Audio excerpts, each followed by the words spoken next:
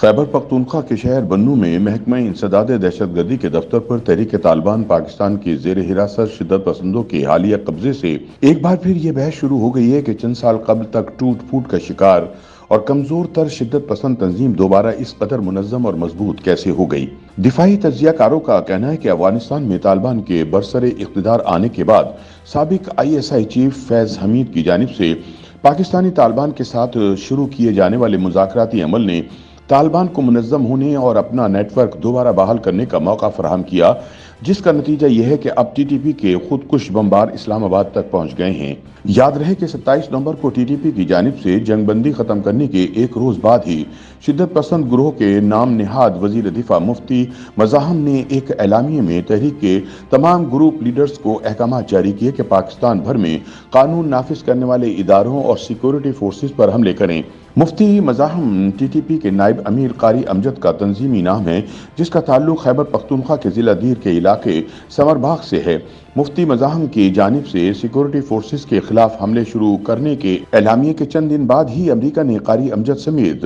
شدت پسند تنظیم القاعدہ بر صغیر کے 3 دیگر رہنماؤں کو عالمی دہشت گردوں کی فہرست میں شامل کیا تھا۔ دسمبر 2007 میں پاکستان کے مختلف علاقوں میں فعال مقامی طالبان گروہوں کے انضمام سے وجود میں آنے والی TTP ملک میں اسلامی نظام کے نفاذ کے مطالبے سمیت قبائلی اضلاع میں فوج کی موجودگی کو جواز بناتے ہوئے پاکستان میں دہشت گردی کی کارروائیاں جاری رکھے ہوئے تھی۔ ان کارروائیوں میں سیکورٹی فورسز کے ہزاروں اہلکار سمیت عام شہری بھی نشانہ بنے ہیں۔ دفاعی ماہرین کے مطابق 2020 کے وسط تک TTP پاکستانی فورسز کے کریک ڈاؤن اور افغانستان میں امریکی ڈرون حملوں کی وجہ سے تنظیم کی قیادت کی ہلاکت کے سبب کافی حد تک کمزور ہو گئی تھی۔ اسی عرصے کے دوران تنظیم کے اندر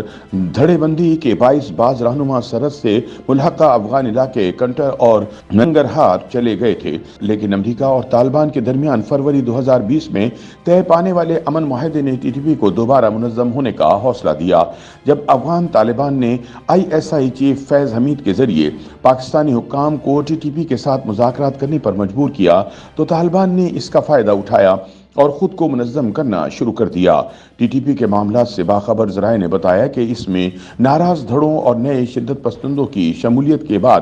تنظیم کا نیا ڈھانچہ تشکیل دیا گیا، جس کے بعد اس کے حملوں کی تعداد اور استعداد میں اضافہ ہوا۔ دفاعی ماہرین اس بات پر متفق ہیں کہ TTP کے مرکزی امیر مفتی نور ولی نے ماضی کی غلطیوں کو مد نظر رکھتے ہوئے گزشتہ 2 سالوں میں تنظیم سازی کے معاملے پر کافی سنجیدگی دکھائی ہے، جس کا اظہار وہ اپنی تحریر کردہ انقلاب محسود اور دیگر مطبوعات میں بھی کر چکے ہیں۔ معلومات کے مطابق TTP کی تنظیم کو فی الحال ملکی سطح پر 9 ڈویژنز میں تقسیم کیا گیا ہے، جسے تنظیمی طور پر افغانستان کی طرز پر صوبے یا ولایت کا نام دیا گیا ہے۔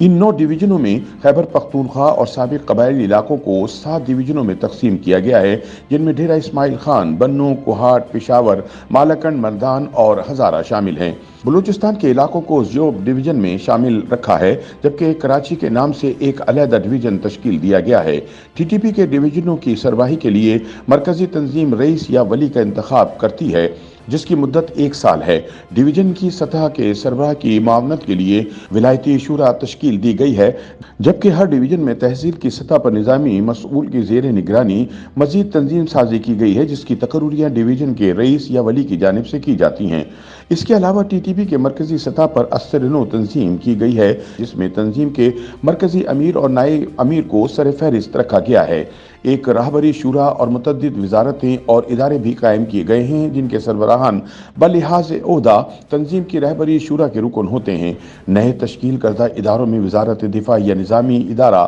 سر فہرست ہے، جس کا سربراہ قاری امجد عرف مفتی مزاحم کو بنایا گیا ہے۔ اس نام نہاد وزارت کو چلانے کے لیے نظامی شورا تشکیل دی گئی ہے، جسے خطوں کی سطح پر شمالی اور جنوبی زونز میں تقسیم کیا گیا ہے۔ نئی تنظیم سازی میں وزارت اطلاعات، فلاحی ادارہ، سیاسی ادارہ، انٹیلیجنس کا ادارہ اور اقتصادی ادارہ نامی شعبے بھی تشکیل دیے گئے ہیں، جن کے سربراہان کو بھی بلحاظ عہدہ رہبری شورا کے اراکین قرار دیا گیا ہے۔ ان شعبوں کے سربراہان ہر ڈویژن یا ولایت کی سطح پر اپنے شعبوں کے نگرانوں کا تقرر کر چکے ہیں۔ दिफाई तज्जियाकारों के मुताबिक टीटीपी पहले कबीलों की बुनियाद पर हलकों की सतह पर फाल थी, जिसे हल्का महसूद और हल्का औरगज़ई, जहां तंजीम से ज़्यादा कबायली वाबस्तगी की ज़्यादा अहमियत थी। लेकिन अब तंजीम ने अपना ढांचा तब्दील किया है। 2013 में अमरीकी ड्रोन हमले में टीटीपी के सरबराह हकीमुल्लाह महसूद की हलाकत के बाद सवात से ताल्लुक़ रखने वाले मौलाना फजलुल्लाह शिद्दत पसंद गुरोह के सरबराह बने